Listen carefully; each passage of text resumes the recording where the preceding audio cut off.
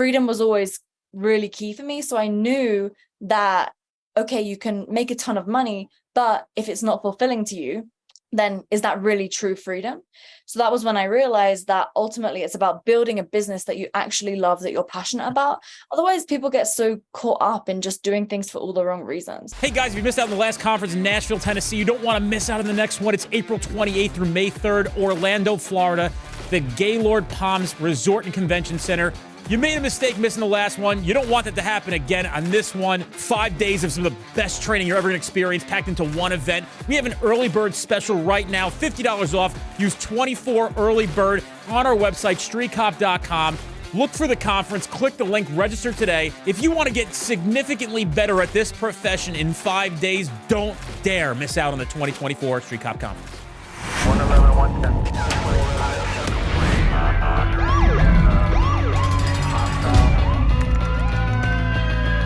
Training to be a street cop.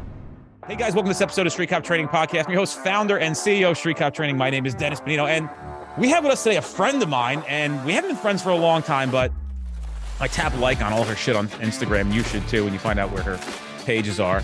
She's got a really interesting story, a little off the beaten path of what we typically talk about, but as many of you know, that entrepreneurship is a big part of Street Cop Training. We try to do a lot to help people who are cops trying to evolve in business. And there are a lot of people who actually, dude, I had a guy not too long ago, maybe 3 months ago, was like, hey man, called you 5 years ago, had this thing going on. You told me to leave the profession because I had this other opportunity. I'm glad that I did. Not saying that it's a bad profession. He just had an opportunity that he could not ignore. And what he had as a result of that was fantastic. So we always have crossover here. This is not just a typical cop podcast. So this is my friend. I'll tell you how we met.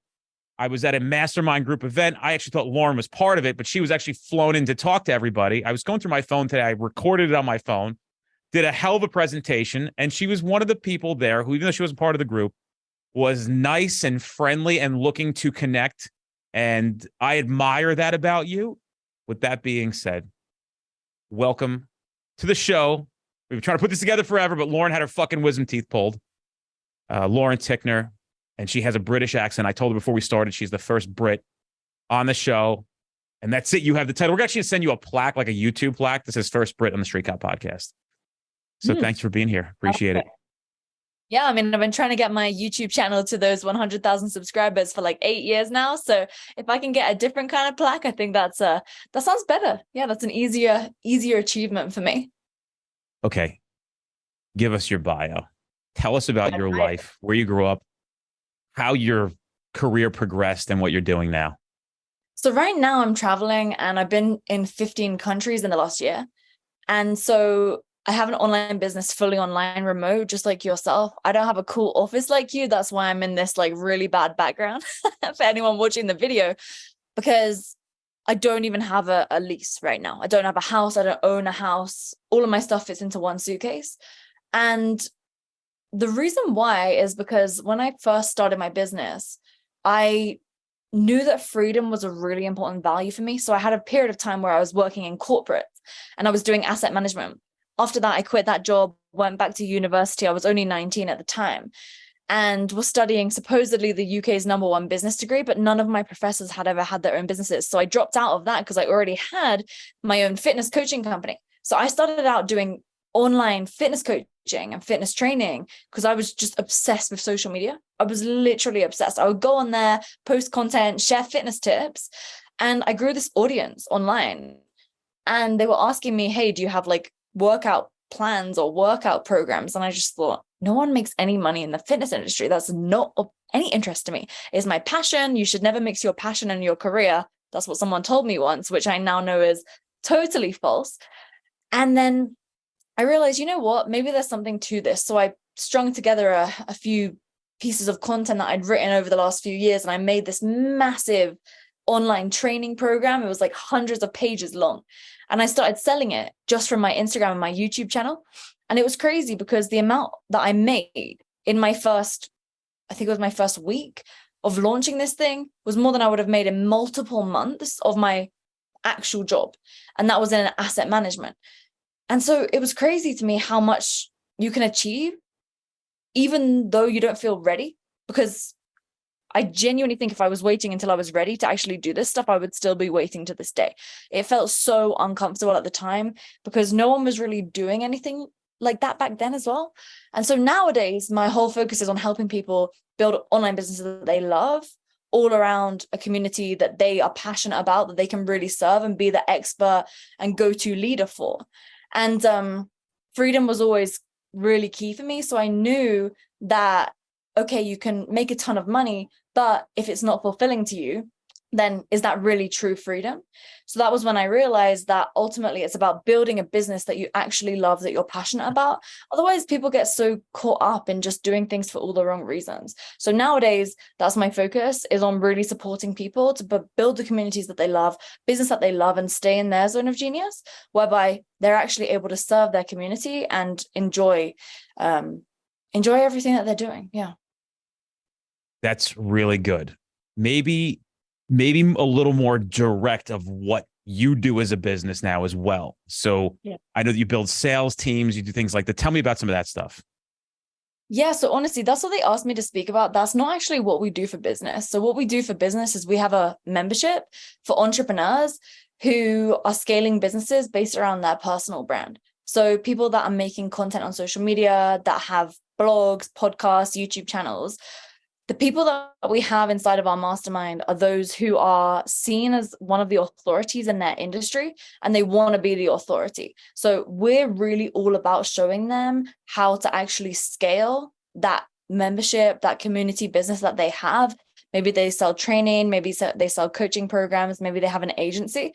So our clients are actually members inside of our mastermind. And then we do some coaching as well, but we're moving away from that business model to really scale the membership, because since we've launched it, it's honestly just gone crazy, and it's way more enjoyable to me because I just get to hit up my friends and I'm like, hey, would you come and do a training for my mastermind? And then my friends are like, hell yeah, Lauren, let's get it. And so they come in, share value. I get to learn, my community gets to learn. And now we're adding in-person events too. So that's really what we're focused on right now. We give away all of our trainings and stuff that we've built over the last 6 years on how to master social media, how to actually sell more on social media, how to build your brand, your authority, copywriting, and really dominate your online presence. That's our 100% focus.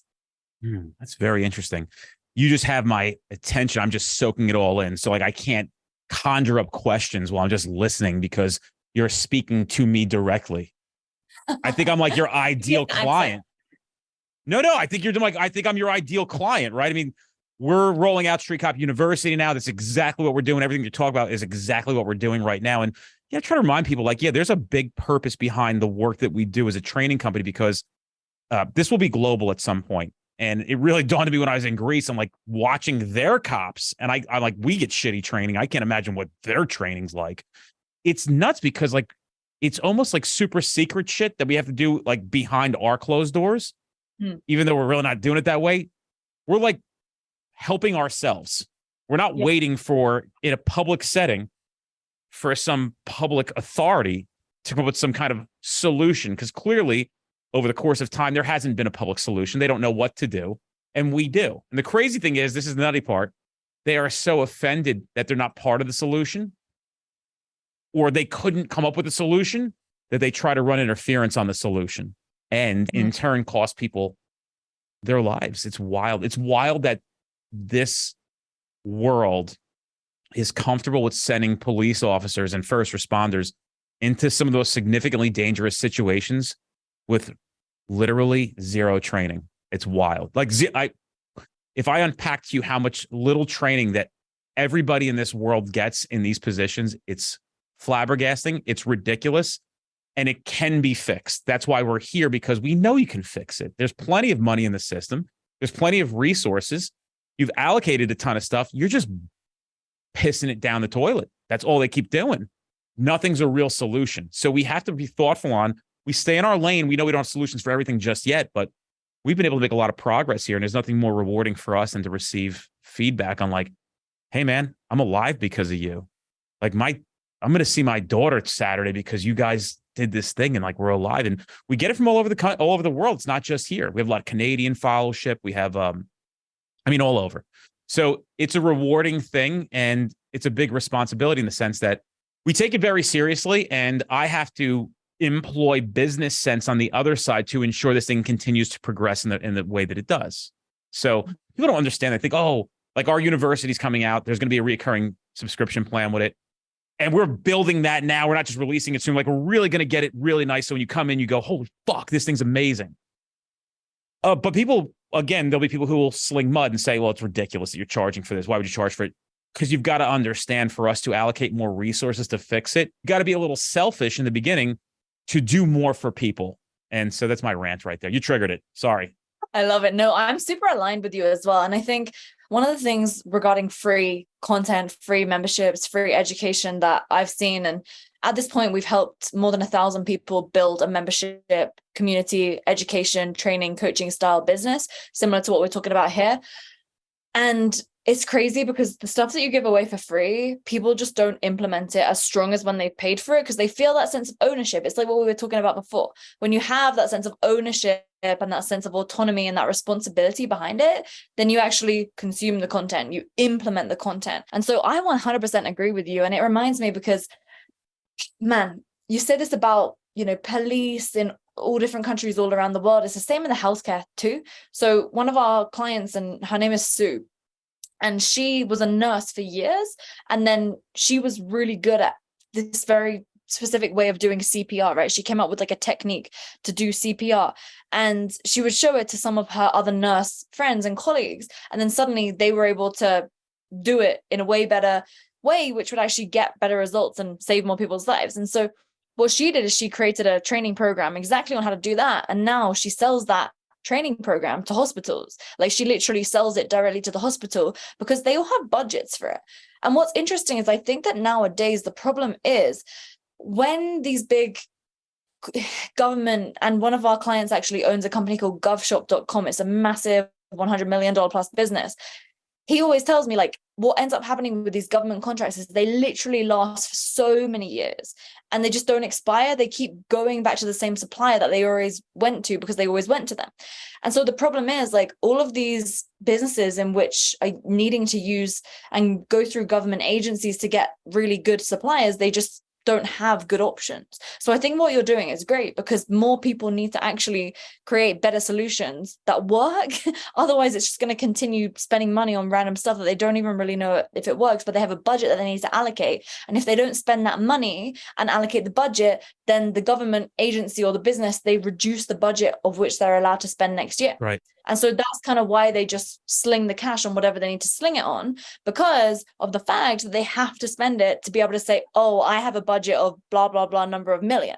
And so that's how it all happens, just like that. And so that's why I think let's put the power back into the people that actually know what they're doing, who are really good at the training, who are really good at the education, so that the people that are the best are the ones that are able to serve the most people and are the ones that are able to build the businesses and therefore change the most lives. Because I think that when we have the people who are really, really good at what they do, who have been in the trenches and actually done the thing, rising to the top, getting the deals and actually able to scale what they're teaching out into the world, then everybody is better off. Absolutely everybody. And so it's something that I feel needs to be taken much more seriously when it comes to investing into solutions like what you're offering.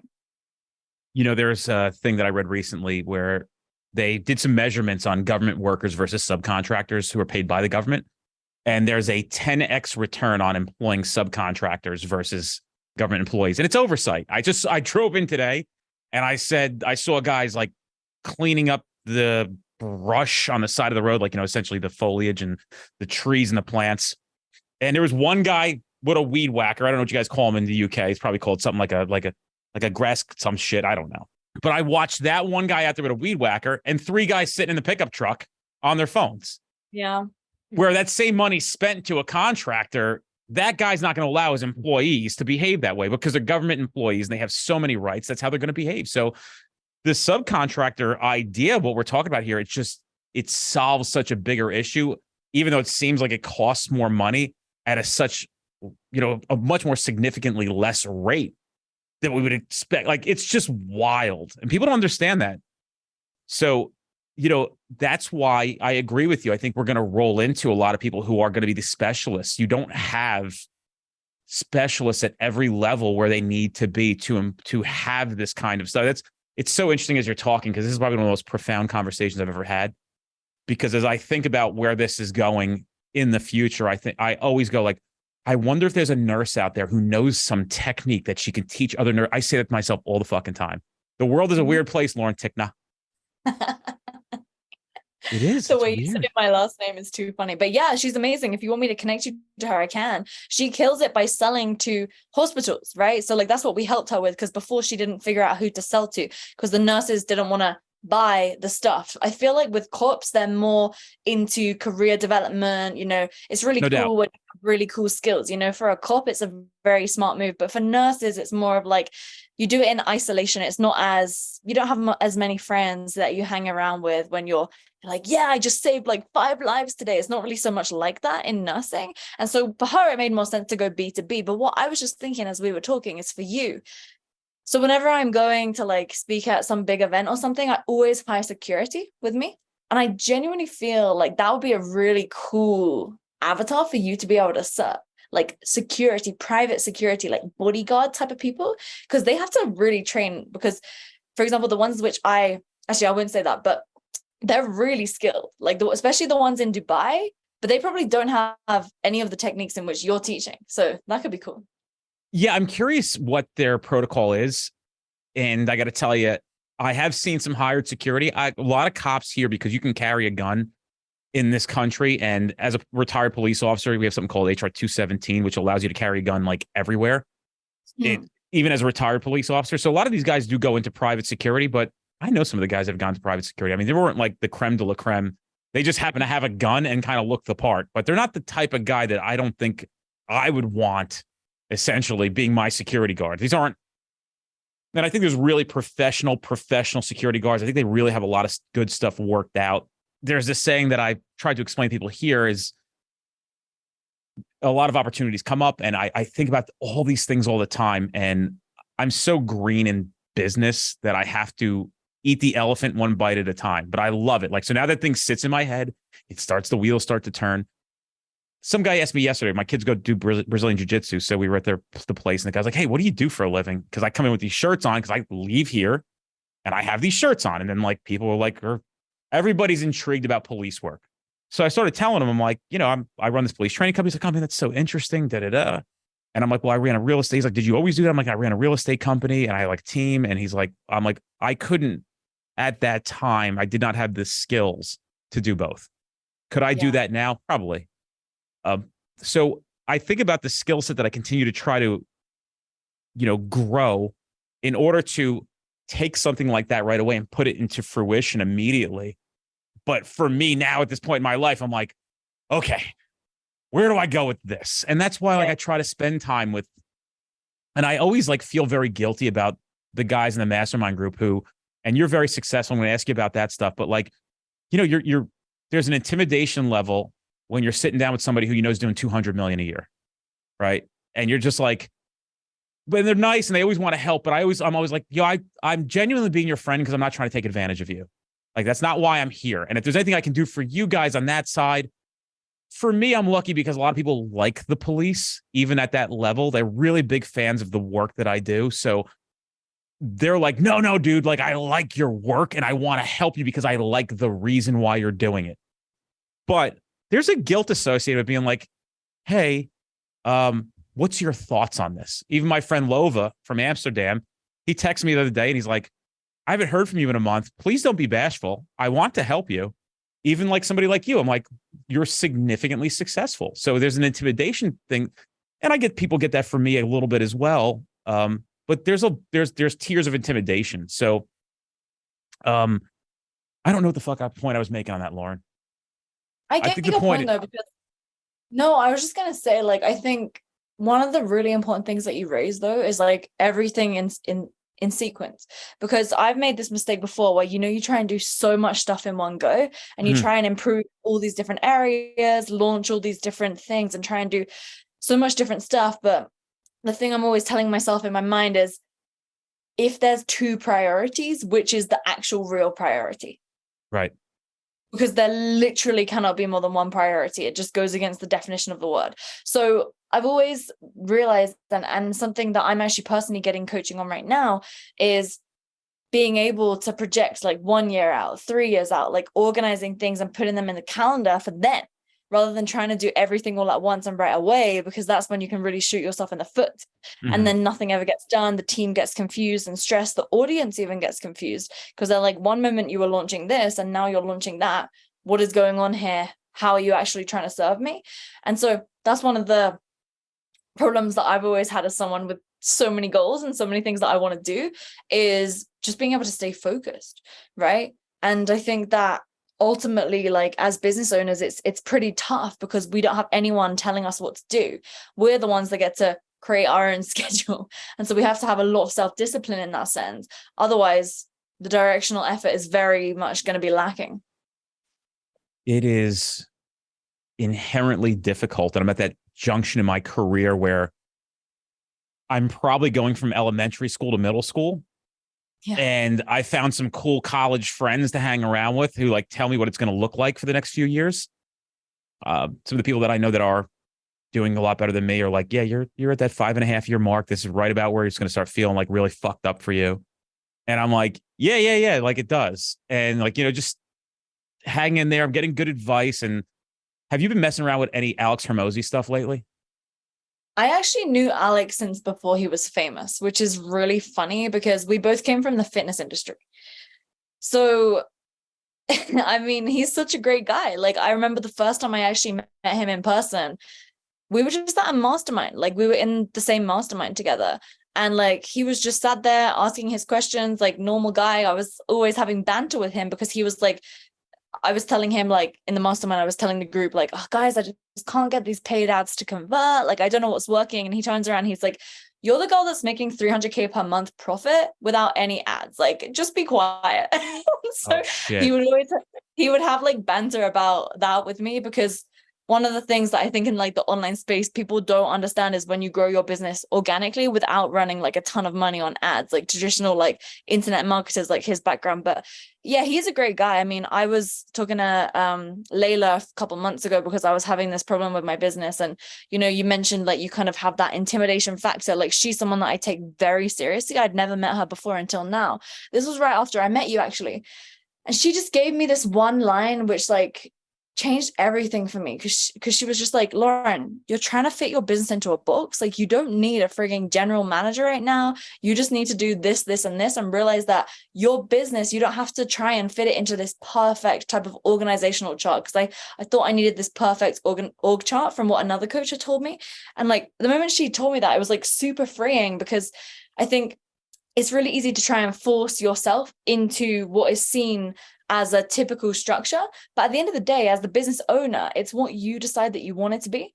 And then what are your skill sets and how can you build the team and the systems around that so that you can stay in your zone of genius? And she really helped me with that. But to your point, yeah, I mean, Alex is a super smart guy. And it's just funny now he's making all this content, because he used to hate making content when I first met him. And like, he was always doing ads. Like, that was always what he was doing. So it was just crazy because I saw him one day and then the next thing he had a huge following. It's crazy how that can happen. And I got to tell you, his content is fantastic. It's been helping me a lot lately. Yeah. So good. He puts good stuff out. It's so funny because you said another coach had told me to do it this way. And that's another thing about like being in business for people. If you're going into this business, is like business and coaches and the way people do things, they're like diets. There's 800 different ways to do it. And so there's a lot of convolution where you're like, oh, should I do that? Wait, this guy says don't do that. That guy says do this. Paid ads. For us, we were essentially really never spent any money on on paid ads. And I don't know if you were there when I asked Gary that question. I'm like, I don't spend any money on paid ads. He's like, why not? And I'm like, that's why I'm here, dude. Like, because I am trying to figure this out piece by piece. I don't have a mentor. I'm trying to find more of them, and again, give an exchange. I always feel, but I tell that like our mentors or my mentors, these people who are doing significantly better than I am, I'm like, guys, just so you guys know, I also mentor 5 or 6 people who are 7 rungs down the ladder than I am. And I don't ask for money from them either. I can't deliver the value that you can to them, but they don't have access to a guy or a girl like you yet. But anything you tell me gets passed along back down the ladder to helping other people as well. So it spreads. So understand that when you give me your hour at a time, we do a Zoom from the country that you're in, that is going to be spread significantly. I don't hold this stuff near and dear and keep it a secret in a lockbox somewhere. It's going to so 5, 6. Yeah. It's going to 5, 6 people immediately. Yeah. Well, I was going to say as well, like, I think there's also a time and a place for everything, right? Because I have a ton of different, like, I've got mentors, and then I also have coaches that I pay, and it's just for different things. For example, there's some perspective in which I know if I pay someone and I'm constantly in a container of this for like a year, like one of my coaches right now who's helping me with operations and like business structuring and all this stuff, which personally is not my jam. Like, it's just not interesting to me. But he also coaches my team, like my right hand girl, and that's like a very specific need that I had that I sought out. And then there's also like other different people who I've hired just for a short period of time because I want to learn like one type of strategy. And I just think there's like a time and a place for everything. And I think your point is so powerful, because everything that we get to learn as business owners, when we share that, I think it really comes down to the person on the receiving end realizing like they are ultimately responsible for the outcomes in which they get or don't get with the information that we share. Because one of the mistakes that I had made in the past, I believe, is I had hired someone for a specific need. And then if it didn't work, I would think, well, their system doesn't work, their strategy doesn't work. But it's not really that. It's just that I was clearly asking the wrong questions or trying to focus on the wrong thing. So now what I'm always asking myself in my mind is like, I'm looking at all the different areas of my business and I'm like, which actually is the bottleneck that I need to solve for right now? And I've been doing that for like the last 3 years now. Always, every time I'm like getting hyped about a strategy, like, okay, this paid ad strategy for YouTube ads, this looks so amazing, this looks so fun, everyone's killing it with it. I look at the different areas of my business and I'm like, okay, is lead generation a problem right now and a bottleneck in my business? No? Okay, let's pause. Let's actually go back to the real problem, which is, let's just say, lead nurturing, right? Like engaging with the leads, bringing actually the leads that we've got and phoning them up, etc. And so when I've started to think through that lens, it saved me a ton of time, effort, money, and also allows me to get the actual help that I need from the mentor that I'm talking to at that time. And I can ask them the better questions that will allow me to move forward, because otherwise it's just a guessing game and we're just hearing information and stories, but can we even implement it? Most of the time, not. I think there's an insecurity when you're posing questions to somebody who might be way ahead of you. Like even this weekend when I'm going down to Puerto Rico to spend time with some of these folks, I just don't want to sound stupid. You know what I mean? Because in reality, I'm very much an artist in the sense of I'm the guy who can conjure up these visions of, oh, I think that'll work really well. But then we roll into like, we're using Learn Worlds for our online thing. And, you know, I'm sure you're probably going to correct me on a few things before I fucking move forward. You know, so I literally sat down. I'm like, let me just start working with this. And I was like, hold on, wait, what am I saying? I brought two of my media girls in. And I'm like, hey guys, this is the page development for Learn Worlds. I have no business touching this thing. And she's like, oh, it's like Wix. I'm like, I understand. I built a Wix website before. I'm like, I get it, but like, this is not what I should be doing. So I'm just going to hand it over to you guys. And like, I know you're going to make it great. They're fantastic employees. They're two of the, that's not a lot of talented people here. They're very, very talented. They're hands down some of the best people I've ever met in my life. And, you know, so I kind of stay in my lane in some sense where I'm like, all right, I'm good at this. I'm good at seeing the next vision, but there's a lot of things. I think I'm learning 100 things all the time, nonstop. And do you feel panicked at times? Like about like, you know, you're trying to look for that unlock. You're like, what am I doing fucking wrong? Like where you don't even like, and like, God, and sometimes it's so simple. You're just like, that was so stupid. Why didn't I do this sooner? Does that happen to you as well? Oh my gosh. So until the last couple of years, yeah. I'll tell you why it doesn't happen to me now. So basically, I would always hire these coaches or get stuck in business or go to an event, get all these ideas and everything. And like, I would implement it and it wouldn't work. Right. And I was so frustrated. Like, why the hell does this not work for me? What's you can wrong with curse in me? this podcast. Let's go back a second. You can Why the curse. fuck is this not working? There you go. Thank you. Yeah. Okay. You wanted to hear it in the British accent, right? It sounds more aggressive. No, but I'd be like, why the fuck is this not working? Why is this strategy not working for me? My friend is making 1.5 million a month with the exact same ads. Why is this not working for me? So then I actually stupidly looked into how we work with our clients. So I had a lead generation agency back then, and I also had a personal branding agency and personal branding courses, helping people grow their personal brand, get leads with their personal brand organically, blah, blah, blah. And so every time that we were working with them, I would literally look across the 7 key areas of the business, which is the product. So like the thing that you sell, your audience, and the awareness of what you actually sell. Does the audience know what it is that you're selling? Do they have awareness of your product? The next thing is lead generation. So how are you actually getting leads? What's your volume of leads looking like? The fourth one is nurturing and conversion of those actual leads. Like, are you doing anything to follow up with the leads, or are you just, they buy or they die? After that, it's sales. Next up, it's client loyalty. So how long do your clients stay with you? Do they refer other people to you? And then finally, after that, it's operations and team. So we would always look at these 7 areas with our clients' businesses to be able to figure out, why are they not getting results? For example, I remember this one really big name. I will not say the name, but we were trying to get leads with his personal brand on LinkedIn, okay? And it was not working, and it was driving me crazy. Okay. And so then we looked at the 7 areas of impact. And the reason why it wasn't working was because, first of all, no one had a goddamn clue who this guy is. He didn't have any authority yet. He was always in the background back then. So we were basically starting from scratch. So what we had to do is we had to showcase authority, show why he's legit, so that people would actually listen to him, start following him. And only once we nailed that down would we be able to start doing the lead generation, the lead nurturing, the sales, making sure that people are really aware of the actual thing that they're selling. And so it was interesting. So then I started thinking, oh my God, I do this on my clients' businesses. Why am I not doing this on my own business? Mm-hmm. So then I would always go to these events like the one that you and I went to, and I always find myself in these online marketing events. So I'd be at the event, I'd have Slack open in front of me, and I'm like messaging my team. Oh my gosh, this YouTube ad strategy, this Facebook ad strategy, we need to get on TikTok, we need to do YouTube, blah, blah, blah. And then I would, after the event, take the 7 areas of impact, and I would look at ranking myself on each of the different areas. Where are we at as a business right now, as a snapshot in time? And lo and behold, it was it has never been a problem in my business. Never. Lead generation has never been an issue. It's just not a problem for us. So I was always, just because of my interest, telling my team we need to do all this stuff that I was interested in, but it was never what the business needed.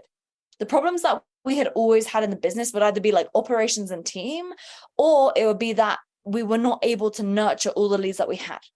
So instead of now getting hyped up and excited about the strategies that I wanted to deploy in my business, now I know I have a simple framework to look at all the different 7 areas. If I get excited about one area in which I found out some magic strategy, I can compare it to the 7 areas of impact and say, is this actually going to move my business forward based upon what my main area of impact is right now?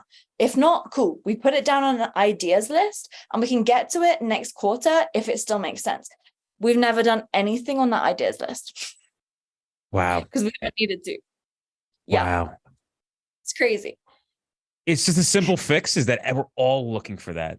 When So do you simple. think, so you think you've actually found relief at that time of the anxiety created that running and owning a business creates? Dude, it was like so stressful to me because I could feel like we could never get everything done. But the problem is that we were just trying to do the wrong things. I see this all the time in business owners who are, I would say, mainly below like 3 million per year. Honestly, I see this as like a bigger problem at that level, but they do so much activity, but it is not actually going anywhere. So the business owners at that stage are usually working like 12 to 16 hours a day. They're putting in so much work, messaging so many people, posting all this stuff on social media, different strategies for different platforms. And it's like really complicated stuff, but it's not actually generating any additional revenue for them. I even see businesses stuck below 20 grand a month who are doing working way more than me, working way more than I would ever dream to work. And it's simply just because the effort is in the wrong direction. So they are moving sideways rather than moving forward. And it's okay, because I think you have to put in the hustle at some point, but wouldn't it be better to work half the amount of time to go twice as far? Yeah. But most people won't do that initial work of really analyzing where you're at right now at this moment in time, because it's not fun. It's not exciting. There's not dopamine. There's not ideas going through your mind, getting hyped up to implement. And so therefore they stay stuck and they stay overwhelmed and they stay stressed, and the team gets burnt out. Team members leave, clients get frustrated, empty promises. And it's this massive downward cycle, spending a ton of money on all these ads and team members that you may not need. So I have over time trained myself to be very, very cautious with anything that I do. And I take things much more slowly now, because most of the time it's not even necessary. It's kind of like it when you train in the gym and like you do an extra 5 sets of squats, but the marginal gain just isn't even there. And you're just actually like exhausting your muscle to the point where it can't even recover as quickly as possible, no matter how much protein you eat. It's kind of like that. Hey guys, follow us on all social media platforms to include Instagram, Twitter, Facebook group. We have so much information going out every single day, and we don't want you to miss out on any of that stuff. So check it out. Go give us a follow. You know, essentially, those are the things that I'm learning now more than ever, is like really be able to look at like, what are we doing? What are the actions that we're taking? Some of the things that you talked about. I'm getting to that point now where I'm really prioritizing. I'm learning a lot about like attention discipline. And trying to figure out what actions that I take are the ones that are going to return the most rewards. But, you know, there's a lot of pressure. There's a lot of constant pressure. I am responsible for 18 full-time employees, 50 plus instructors in the field, 4 children, sole provider of a household. I also am a guardian for a disabled brother. Like, there's a lot going on where it's a lot of pressure on me to ensure that what I'm doing is appropriate. Plus, I have to be a human being at times. I'm just like, I need to fucking unwind a little bit here and there. Not that I need it a lot, and I'll tell you off camera why that is. But my next question for you is, when did you know that you were different? Well, you kind of just mentioned it just there. I had goosebumps as you were saying that, because my brother's also disabled. And so growing up, I mean, yeah, if you're fucking disabled, weird. Like, isn't it weird that we became friends in some weird fucking way? And you know what's crazy? Yeah. You know who Matt Higgins is? So Matt Higgins is he's a guest on Shark Tank. Yeah. Matt, same thing. Like, all the things, like me and Matt became friends because of all the similarities in our lives. And like, we're 2 different parts of the world coming together on similarities. So it's so interesting that just happened. Yeah. No, I had no idea that about you. And so to your point, every time I meet someone that has a disabled sibling, they have this like different energy about them, because you can just tell all the tough experiences that you've been through. Oof. Even just like through you saying that, I already like immediately can relate to you on like a different level. So yeah, for me it was honestly that just growing up, and my brother he has epilepsy and autism, and so my brother has epilepsy as well. He's not autistic. No. He's I don't want to go into too much of his diagnosis. I don't know if it's fair.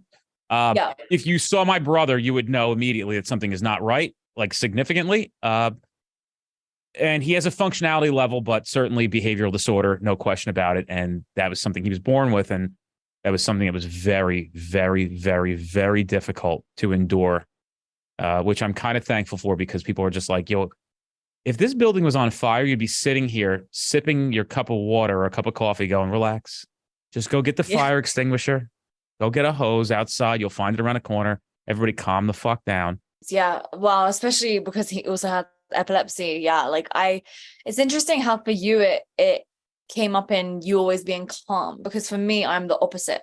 Everything makes me on edge, and I notice everything going on around me. I'd be a really good cop, you know. I notice everything going on around me because I like have a very keen eye for danger.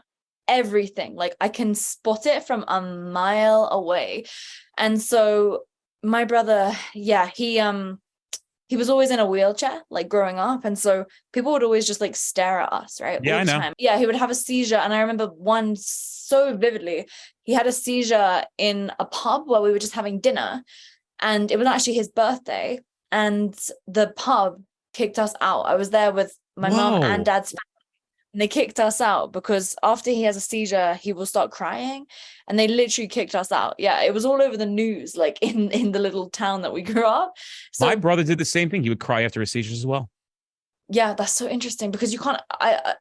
Can you talk to your brother? Does he speak? My brother does not speak really. Yeah, yeah. So So you, I yeah, you can communicate with him, but he's a extremely emotional person and not good emotions. Like, uh, really needs somebody and needs people in his life who are very calm, and it's very hard to find people that don't trigger him because he's a big dude and he's a got it, dangerous dude. got it. That's interesting. Yeah, because like my brother, you can't speak to him. Like he's 2 years younger than me, but his mental age is like 2 years old, 1 year old. So he's in his 20s, but that to that point, I always just was used to being different. Always, I was used to it, and so now I'm just like myself. Always, like I'm just always wearing like weird random clothes that I want to wear. Like I always wear barefoot shoes, and like I do whatever I want to do because I was always used to being different, and I'm just so used to that now that I literally don't care if I don't fit in with people because I just do the things that I want to do that are feeling good for me and that are fulfilling for me. And so it's such a blessing and a curse, like the way that I grew up, and you can probably relate to this because I think it's given me so much desire to make things happen. And I think seeing my brother at his birth literally have his freedom removed from his life has given me the desire to always live through freedom, like do everything I can to protect my freedom and to be able to make the most of my life, because seeing him not being able to do that, like he lives in a care home now, right? And my mom and my family will go and visit him all the time, like throughout the week, but it's so sad, like someone just he cannot change anything no matter what. Like it's the condition of the brain, just like your brother, same thing, epilepsy, it's a brain condition, you can't do anything to change it. And so I think for a lot of my childhood I always felt quite like disappointed with life, honestly, because my friends would always go on these like fun holidays and these trips and everything, but we couldn't do that, and so I would always be in the back of my mind just like, oh my gosh, if he has a seizure and hits his head, oh my gosh, like all these things running through my mind the whole time, which you can probably relate to. So yeah, that's so crazy that he's also got epilepsy. Well, yeah. I think you and I had similar situations. Maybe some of it's a little different, but I think that people don't realize that I guess I think that we probably react differently. Where you said you didn't mind being different. I never wanted to be different. I wanted my life to be very normal.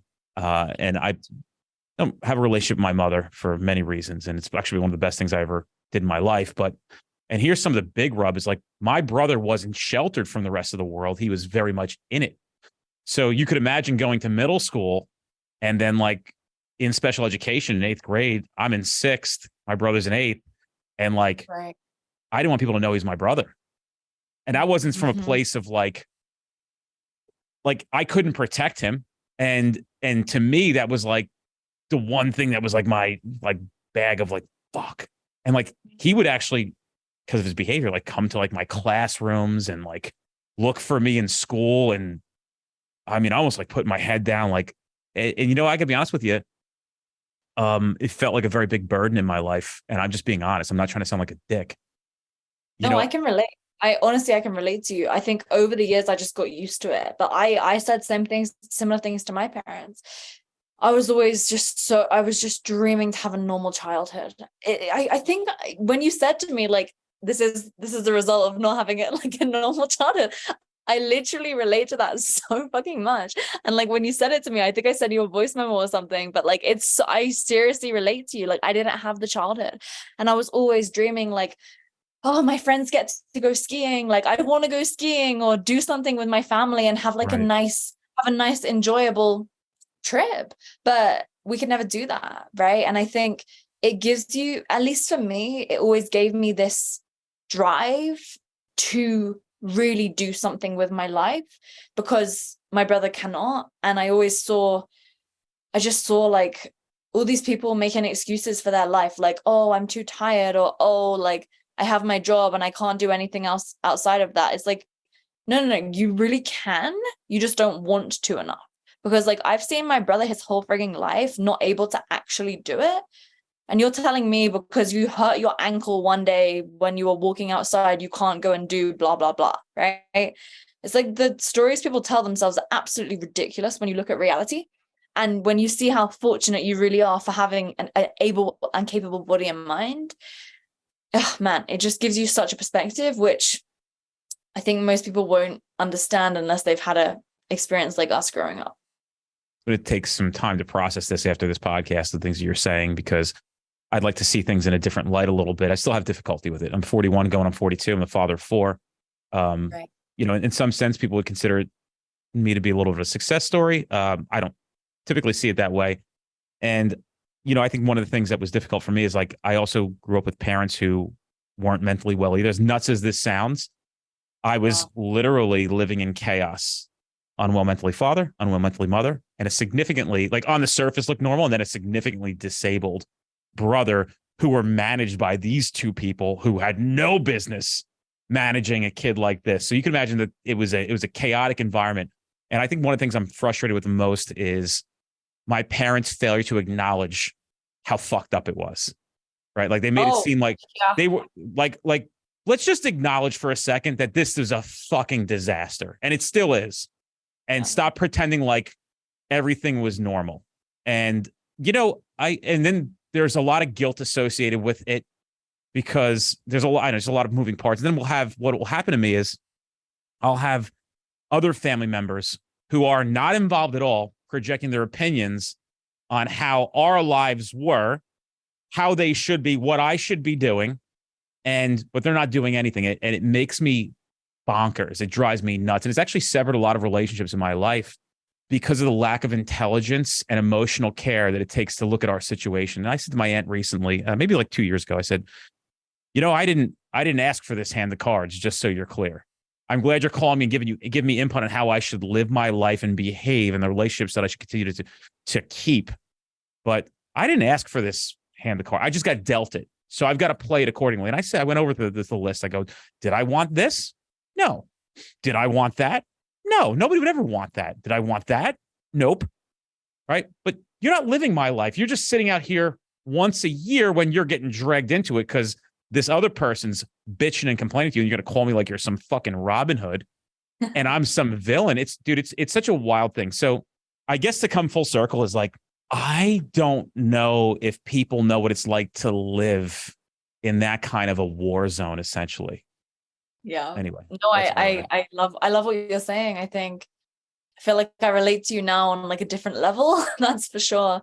But yeah, like everyone always has their own stuff that other people don't necessarily know about that's driving them and that's driving you. And I think as well what you said, like, yeah, everybody totally has their own stuff going on. And it's just the level in which we choose to share things, I think can ultimately become very helpful for other people, very helpful for ourselves. Like I proactively try to share the struggles and the things that I'm actually going through because I think it helps other people. And there are things, that you can't necessarily share. Like simultaneously, I have some giant legal fees right now, which was legitimately giving me like heart palpitations and like really bad anxiety because I hadn't had an experience like that before, you know? And so there are just different like levels to problems, right? What's that saying? New level, new devil. And it depends in which area of your life it is. And one thing that one of my mentors actually said to me a few months ago, he was like, Lauren, just look at what you've achieved in the last few years and realize that would be for most people stretched out over a 30, 40 year time horizon. So if most people in their life get sued once or twice in business, just know that you're going on like 6 to 8 times speed. So just expect it to happen 6 to 8 times more than others. And I was like, oh shit, that's such a great way of framing it. It's like in your career, if you're leveling up the ranks more quickly, if you're achieving more things more quickly, then you can just expect that the bigger problems are going to happen to you faster.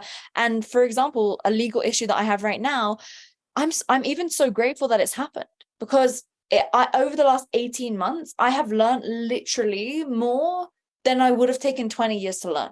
So now I'm just like, okay, had to spend a lot of money, had to deal with a narcissist, but it's all good because I just got friggin' 20 years of legal business education in 18 months.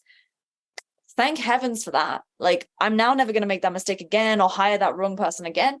And I put gratitude towards everything because it helps me at least see the positives. Because if you've been dealt like a shit sandwich, right, or the cards that life has given you, you have to handle it some certain way. So I would rather just live in the mindset like, I'm so grateful for this, rather than wallowing in what's going on in my life. And that's probably one of the biggest things that my dad always taught me. Like, yeah, my parents kind of brushed off my brother's disability and we never really spoke about it, but it was obviously there. Like, my mom would go to hospital with him multiple times a week, and we never like publicly spoke about it. But the one thing that my dad for sure helped me with was seeing that there's always a positive in everything. And like, if you just pick yourself up, acknowledge, act grateful, and then move on in some certain direction, then you can use it to gather momentum and actually improve your life in some way. I'm a tad jealous that you had a father who was stoic, because I got nothing. And Yeah. I had no perspective at all. And I, asked the Lord, I'm like, please keep me around for these children, just to get them to the point where they can understand how I'm seeing things and how it's different. And, we're living in a different place than where we came from. And I don't think the conversations are as thoughtful there as I'd like them to be, but they're significantly more thoughtful in a caring sense and a less judgmental sense than where I grew up, which is a very different environment. You're talking about this. I have a friend of mine who's very successful here, and he's a really good friend of mine. He's a great guy. His name's Rob Dukansky. He's been on this website. He's been on the podcast before. And if you ever come to the tri-state area and drive in New Jersey, you will see his billboards everywhere. It'll say Rob sells New Jersey, and he deserves acknowledgement because he's one of the best human beings I've met in my life. And people don't know how great this guy is, but let me speak on his behalf. But we were having dinner one time, and let me preface this by saying I'm talking about first world versus third world. So I was telling him all the things that were going on in my life and all the problems I had. And he was actually eating a dishelled lobster fra diavolo, which was it was like a 6-pound lobster he was eating too, at this really nice restaurant. I'm sure that meal was $250, right? It was a lot of money for most people. And I remember him looking up, with food in his mouth. He's like, hey, would you rather have rich people problems or poor people problems? And I'm like, fuck, I never thought of it that way, dude. He's like, you tell me. He's like, just think about that. I'm not going to say any more. So you think about it, there are people who can't find water right now. People who can't get health care and are dying. And we sit here and and by the way, I think you should also acknowledge problems. I don't think it should be just brushed to the side, but have some perspective on them and just know that everything's going to be okay at some point. Just keep moving forward and walking forward. I have a cool last question for you. You're going to like it. Hit me. Why did you become my friend? You have great banter. I like your banter. Yeah. And so when I first met you, I was like, wow, what he does is really, really cool. And then you were just really fucking funny. I was really laughing at everything you were saying. And then I followed you on Instagram, and I could just see your personality was just so genuine. Everything that you do online, same in person, online, same guy. And for me, I'm always trying to find fun in life. Probably like you, in our childhood, we didn't really have it. And so as soon as I saw the way that you live, I was like, damn, this guy really has a good amount of fun. The way that you raise your kids, I think is just, you have fun with your kids. And I always look to make friends with people who clearly share the same values as me. So freedom, family, health, building a business that you genuinely make an impact and make a difference with. And so I saw those values in you.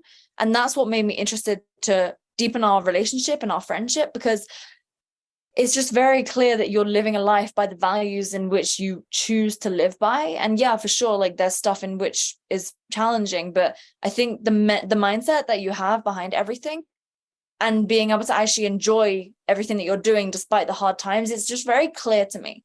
And I liked that personality in which I saw in you when we first met, and then also that I saw online. And yeah, you're just fucking funny. I love funny people who have great banter. And you're doing great work as well. And everyone that follows you, I think, is making a really smart move, because the stuff that you're doing is really cool and really, really needed as well. So that's why I wanted to be friends with you. I think of our friendship. I'm like, if you really think about it, it's very, very interesting. It's very uncommon. Which I? It's quite random as well. It's very random. It is. But I think we've actually figured out today why we're friends. Why? That's true. Yeah, I mean, that was never, like, the fact that you have a brother with epilepsy is obviously something that I never knew.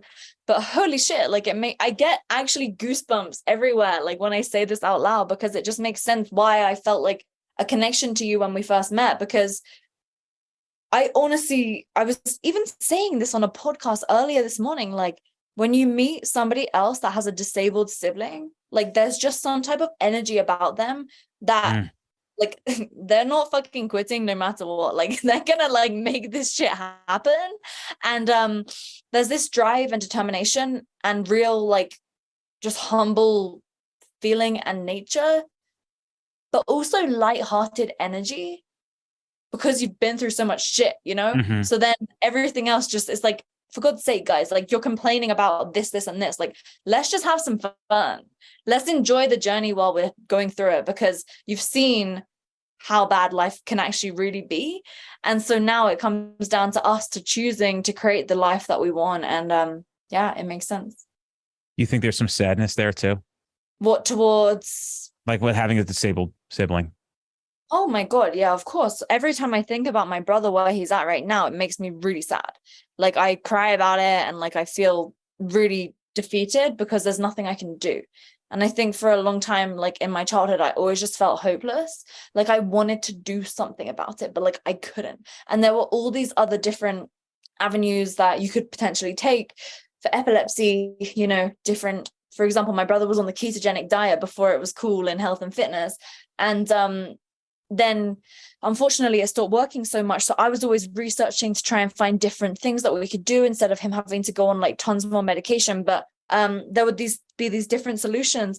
But, like, my mom would just be like, no. My mom and my grandma would always say, like, no, we're going to do exactly what the doctor says. And it's just like melting his brain with different pharmaceuticals, right? And that's just something that, like, that's a topic for another day. But ultimately, when I think about, like, my long-term mission is 100% something in the health and, you know, something in health. I don't know what it is yet. I'm trying to figure out over the years. I need to make, like, a lot of money to be able to do what I want to do. And I need to rally the right people. But I want to do something somehow in the world of epilepsy.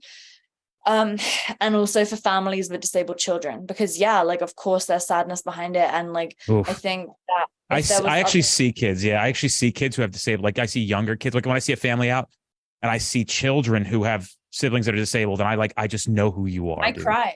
I literally cry. Like, my boyfriend will, like, if we walk past someone who's got, like, a kid in a wheelchair, like, I literally start crying. And then, like, I try not to look. I literally just try not to look, because I will cry. Like, I will 100% just start crying. And so my boyfriend looks at me and, like, he's, like, hoping I didn't see them, because otherwise I'm just in tears, you know, because I just feel so sad for them. Actually, to get over my avoidance of things like that, my problem with it is, like, I see me in that child, but I also now, and I want to, like, encourage people to do this as well. Like, it may be uncomfortable to try to interact with a kid like that. And it is uncomfortable because you don't know, you don't want to, like, be insulting. You don't know what I think that there's different intelligence levels that you can't read by somebody who may be not well. But certainly acknowledging that they're there. I try to treat these kids like everybody else. So there's a guy who, my kids play flag football. I see him, I don't know, because I'm not the father of a child, but I know how his brother feels. His brother plays on my son's team. And he's all locked up. He's got cerebral palsy. And yeah, I just come over and, like, just do what I do with every other kid to him. A little high five, a little handshake. Sometimes we bring the dog along. I'll let the dog, he really enjoys the dog. But I don't try to treat him any differently than any other 7 or 8-year-old kid who's out there. And I don't know how much he processes. But I think that's where people need to go with what can you do? Something like that. Don't ignore the kid in the wheelchair because you feel awkward about it. You know,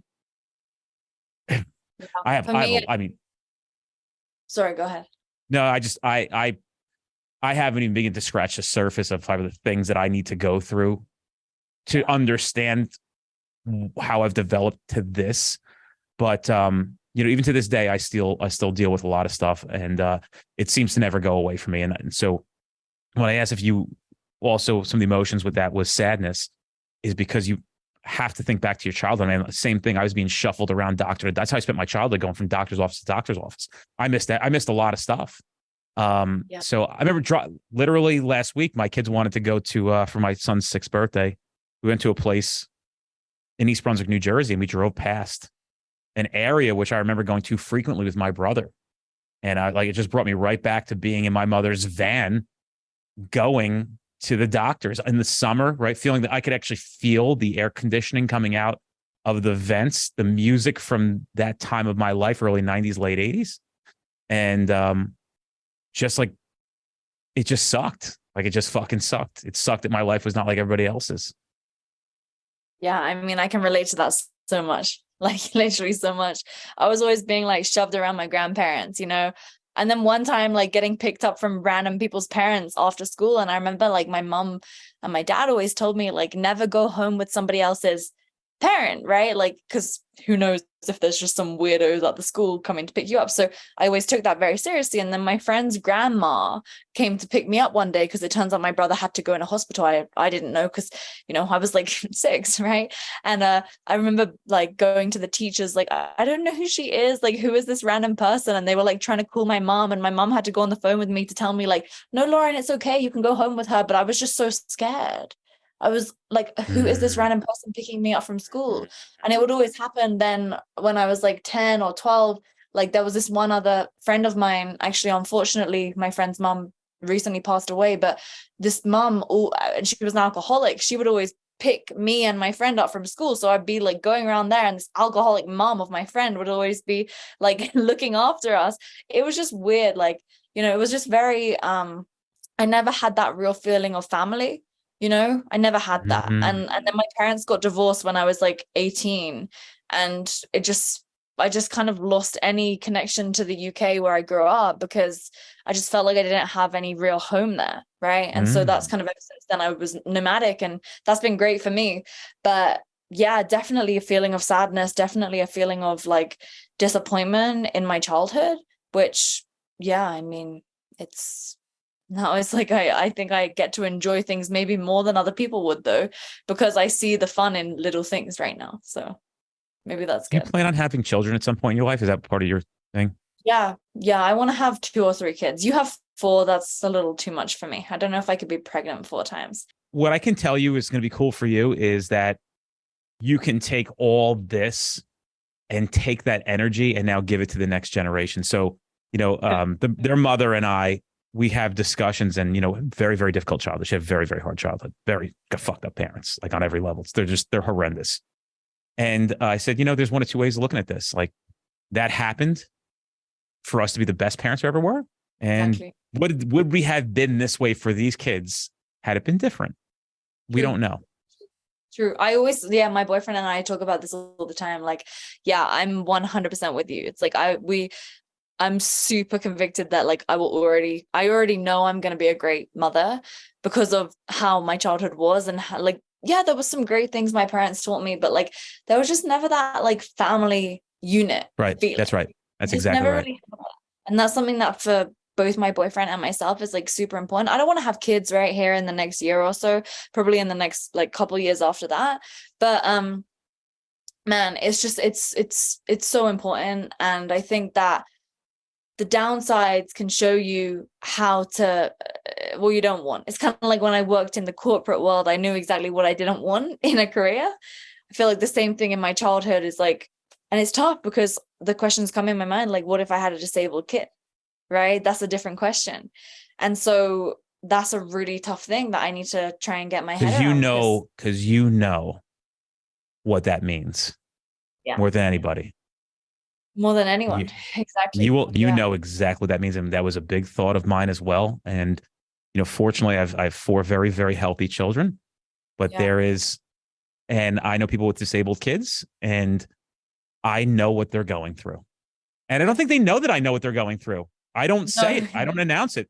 Yeah, I was gonna say exactly. I've done a lot of like processing and various different things. Like, for example, right, I get heart palpitations when I'm like in the thick of it. And it's really scary when I have that because I feel like I'm gonna die. And I've had like It's checks of called a panic attack, just so you know. exactly. Yeah. No, but I used to have panic attacks 10 years ago, which were like, and I couldn't breathe. Whereas now it will just be like a heart palpitation. So, anyways, I do a lot of like internal thinking and trying to map patterns back to my childhood and stuff. And I was actually listening to this podcast just earlier this week, and it was a Q&A with this manifestation woman. And normally this type of stuff, I'm like, oh, this is BS, like, let's move on. But I just, for some reason, felt the cooling to listen to it. And so the Q&A was like, well, what happens if you get sick? Okay, that's just what the question was. And I guess the topic they were talking about was manifesting money or something. And the woman replied saying, well, to be honest, and people are going to hate me for this, yes, there's stuff that happens in people's lives, but I think that it's ultimately a cop-out when you get sick, when you're going into that next level of life, because you've reached your energetic threshold of what you can achieve. And so your body is subconsciously shutting you down and slowing you down, preventing you from achieving the goal that you had. And as I listened to this, I was like, oh my Jesus Christ. Because I remembered back suddenly these memories that I'd forgotten about when I was in school, when I was literally like 5 years old. I would get a sore throat. I would go into the nurse at the school and I would tell them, like, I feel really ill, my throat hurts. They would take my temperature, they would phone my mom, and I would go home. So I used to be able to leave school early when I was sick, even though I wasn't really sick. I was just a tiny bit sick. And then I remember thinking, shit, when I was 16, I was having all these panic attacks all the time, heart palpitations, couldn't breathe, legit felt like I was dying. I would text my mom, she would come pick me up from school, and I would get to go home. And then I was thinking, oh my God, this is so crazy, because I guess that's the way that I would get the attention from my parents that I was lacking, because my brother was always the one that was sick. And then I would get to go home and do the things that I would want to do. And my parents would feel bad because I was actually sick. So then I was thinking, all this stuff that I've been going through lately, like, all You're the stuff triggering that you shit for me. You're fucking me up. And you're fucking me up now.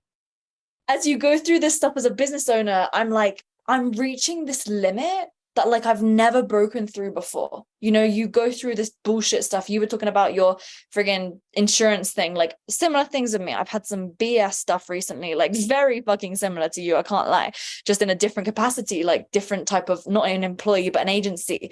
And I'm just like, oh my God, I'm having to deal with this stuff that I've never dealt with before.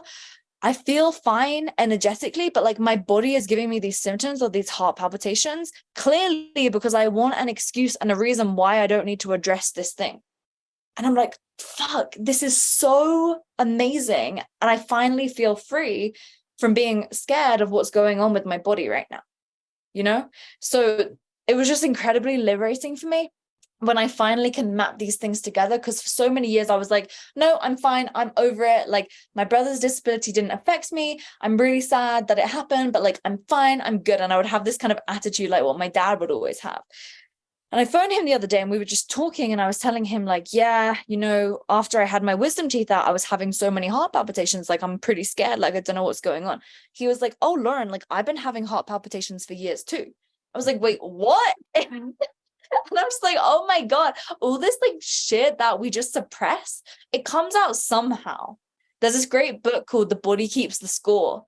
Oh yeah. And it's quite, yes. It's quite boring, but like when you read it, it's like, oh my God, I see why I need to actually address this stuff, Crazy. Well, you got to be careful because it will come out and really bite you in the ass. I want to tell you one thing that you just triggered for me. I remember my brother had so many brain surgeries as a kid. My brother would be hospitalized so much, but every time he would be hospitalized, before or after he got back from the hospital, he would get tons of gifts. And I would be very, very jealous of that.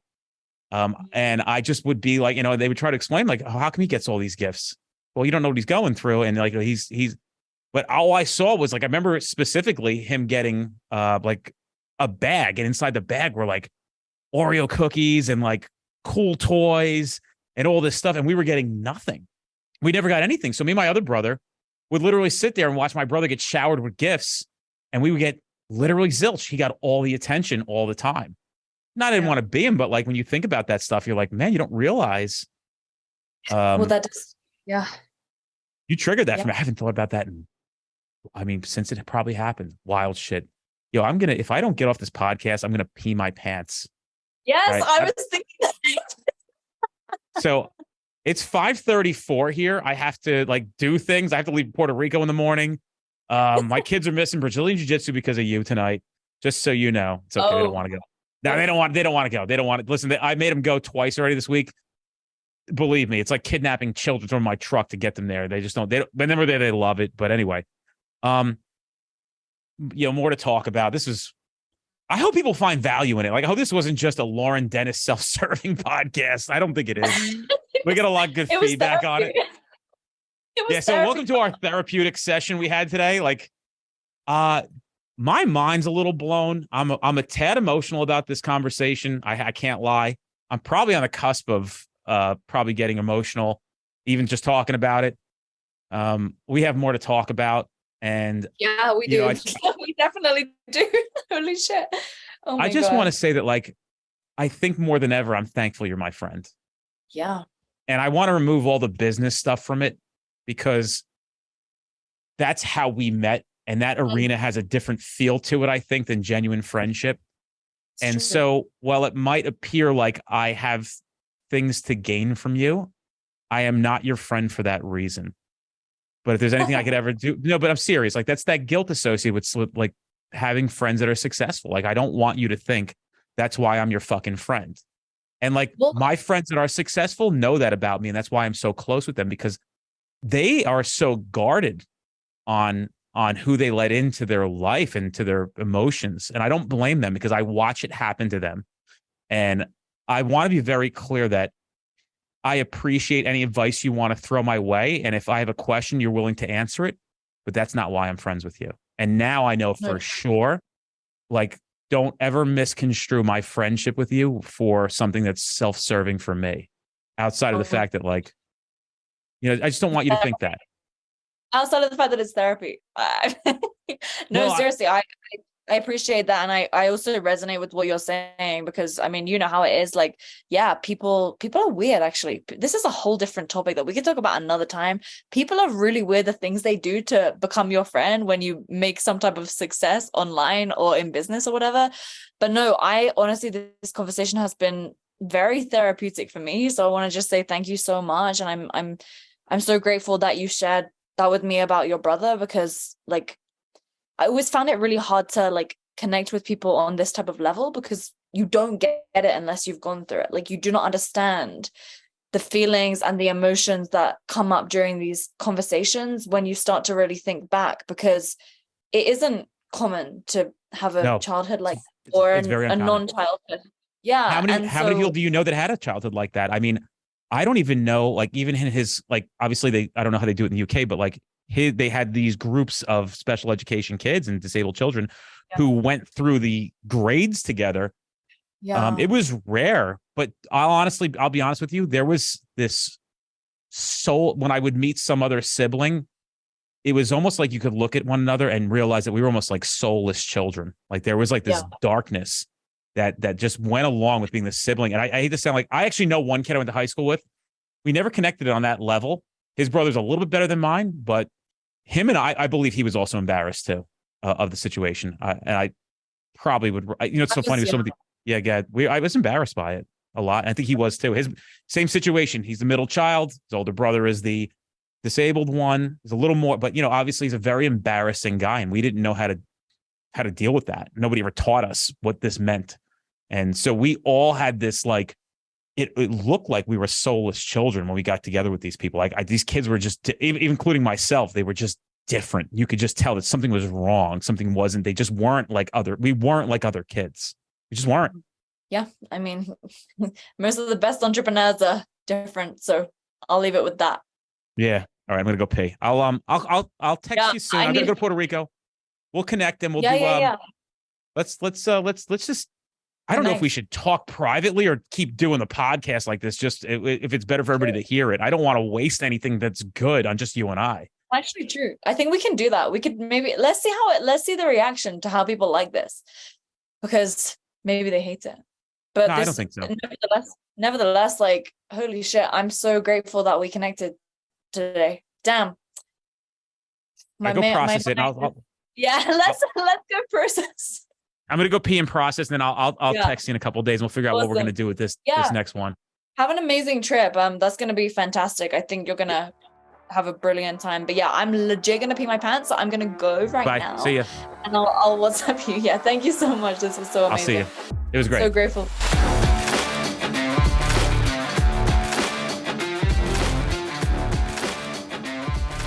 Hey guys, check out our upcoming training at streetcop.com. Don't forget, we have 50 instructors nationally teaching a variety of topics. These are the best classes you're going to experience in your career. We make sure of it. You're going to love it. I guarantee you're going to be thankful that you went. Check us out at streetcop.com for all upcoming classes in your area.